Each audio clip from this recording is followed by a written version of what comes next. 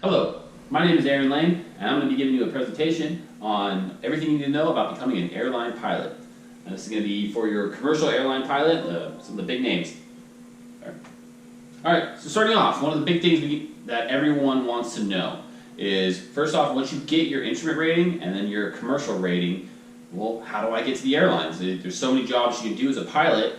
That's the one I want to do. How do I get there? Well, before you can become an airline pilot, you need to get a certain number of hours after you're on top of your commercial rating.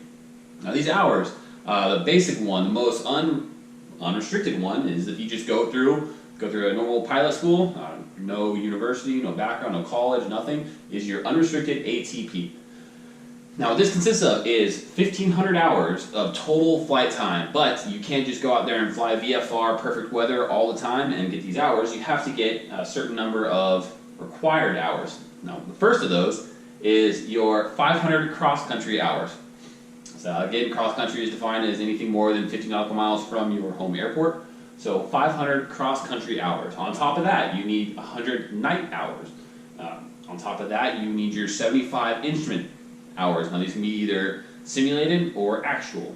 250 hours as pilot in command. And then on top of that, your 50 multi-engine hours. So that's for your unrestricted ATP.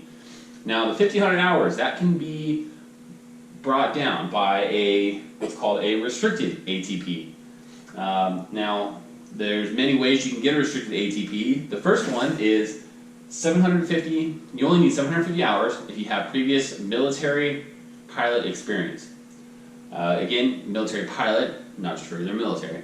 On top of that, if you've got a bachelor's degree with at least 60 credits of aviation related courses, then you can get your restricted ATP at 1,000 hours. Let's say you don't have your bachelor's, you only got your associates. You can get your ATP, restricted ATP, at 1,250 hours if you've got 30 semester hours of aviation related credits. Now, well, what if you don't get your 30 credits?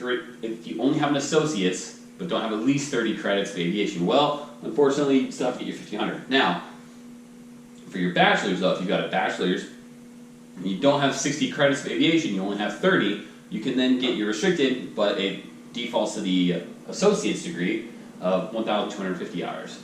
Now, on top of that, one of the big things that most people don't also talk about or don't hear about is, in order to get this restricted ATP license, both your instrument and your commercial license have to be obtained through a Part 141 school. So that's the required hours portion. Alright, so now once you get your required, how do you get those required hours? Well, there's plenty of ways people can do it, and perhaps the most common one is being a flight instructor. Everyone knows a flight instructor. Everyone who's a pilot knows a flight instructor, obviously. So every CFI, CFII has gone through and they've gotten their instructor certificate, and most schools you go to, most CFIs, most CFIIs are just going through, getting that instructor, doing that instructing as a stepping stone to eventually get to a regional airline. Again, that is the most common, but it's not the only way. On top of being a flight instructor, you also have aerial survey. Now this is, you essentially have a camera attached to your aircraft and you're just flying around looking at stuff, whether it's a pipeline, power lines, perhaps construction, your aerial survey. You're flying around. Unfortunately, that job is starting to get more taken over by drones. However, there is still areas, mainly Alaska, that use manned pilots for that.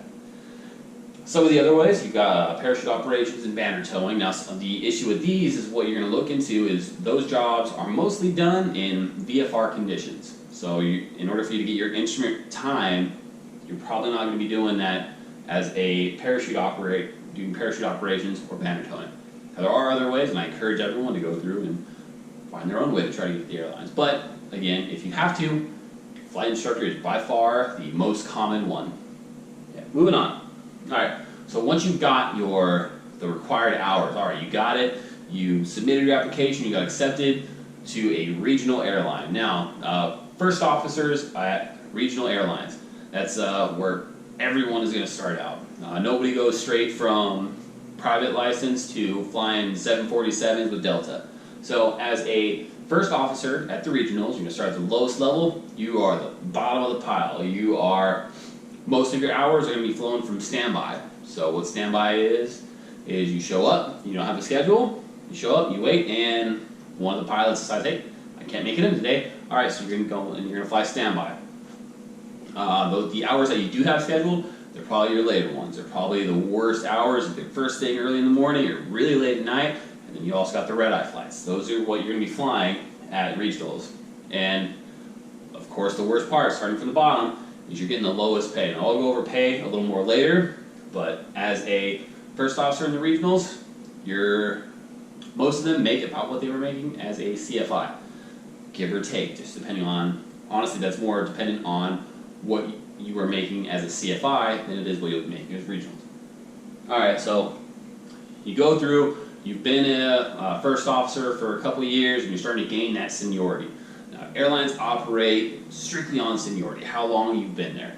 As junior guys move from first officer, or senior guys move from first officers up to captains, that opens up spots and higher seniority, and then as those captains move on to legacy airlines or retire, that opens up spots. People just keep moving up, and as new guys come in, you just gaining seniority. Now, perhaps the best thing about gaining seniority is you get your better times. Your pay is normally based off of how long you've been there, but the flights you get are a lot better. And then once you've gained enough seniority, then you start to look at this decision you have to make. Now, there's a few ways you can go once you've gained seniority. First thing, you can upgrade to captain. So go from a first officer to a captain. Now again, if you do that, your seniority essentially starts over. You're now the you're a captain, you're up there, you're in the left seat, you're running things, but you're the new guy again. So again, you're going back to worst hours and a lot of standby flights. But you're a captain. You will be paid, compensated a little better, still a captain though. Still lower in the rank. In addition to that, you can continue to build your seniority as a first officer, so you can get those better hours, that more time. And honestly, gaining more experience is never a bad thing. So, and then you can also upgrade your aircraft, or you can upgrade airlines.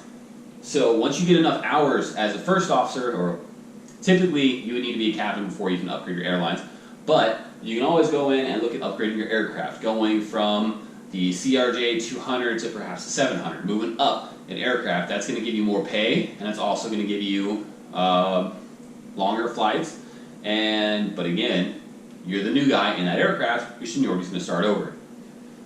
It all depends on the person, how they want to live, where they want to go. I'll go a little bit over the lifestyles in a little bit, but that's the decision you're going to have to make once you start gaining that seniority. Alright, next thing we're going to go over is, and something you're going to have to look at when you're choosing which airlines you want to fly for, is your domicile. Now what this is, it's where your flights are all going to begin and end. So every flight, every multiple day flights, normally they're broken out in 3 or 4 days. You'll start at, we'll say, Boise International. You'll start at Boise, that'd be your domicile. You fly around all day, and then you're going to go to, let's say at the end of the day, you end at San Diego International. Now from there, you're going to get a hotel, you're going to sleep, you're going to wake up the next morning, you're going to fly around again. Now at the end of your 3-4 days of flight, you would end up again at Boise International. That is your domicile. That is where your flights begin. Now this doesn't have to be where you live. However, it is recommended that your first one be near your residence. That way you get an idea of what the lifestyle is like, and you also you don't have to worry about traveling to get to work at the start of each leg. Alright, moving on. Alright, pay. I said earlier I was going to talk about this, alright, so let's get into it.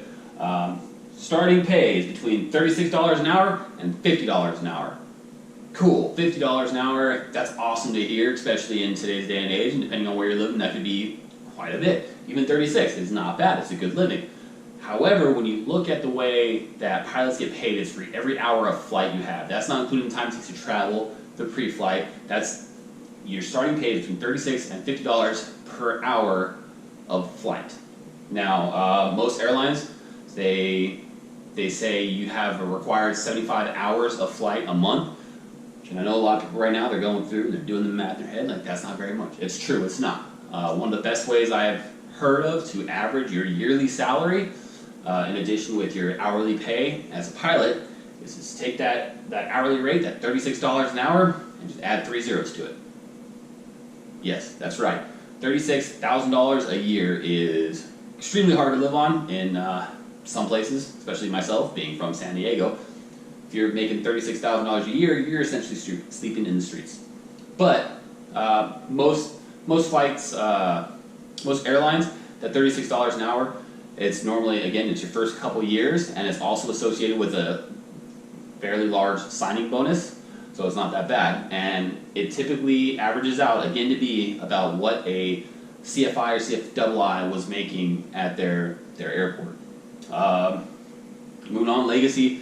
What I have is here, as far as legacy airlines, that's your Delta, Alaska Airlines, United, and the highest pay I've seen was $354 per hour, and that was for a pilot who's been a captain for 12 years with Delta Airlines.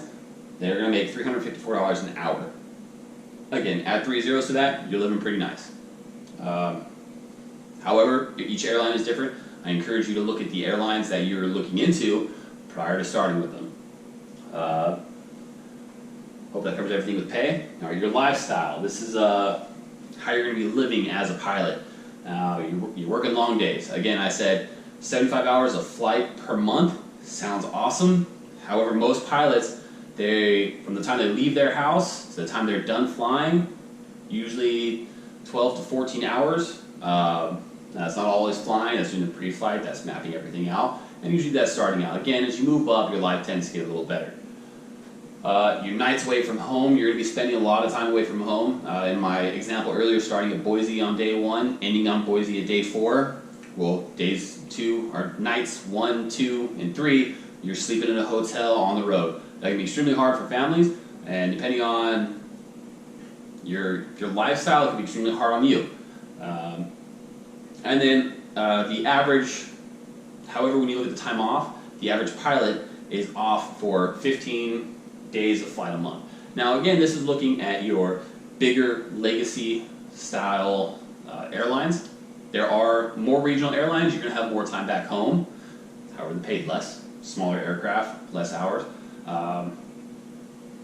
But again, you can kind of adjust your lifestyle to where you're going to be flying out of. You can choose the airlines you want to fly with based off the lifestyle you want. So I encourage everyone to look into that as much as they can before they choose the type of aircraft they're going to be flying and the airlines they're going to be flying for. All right.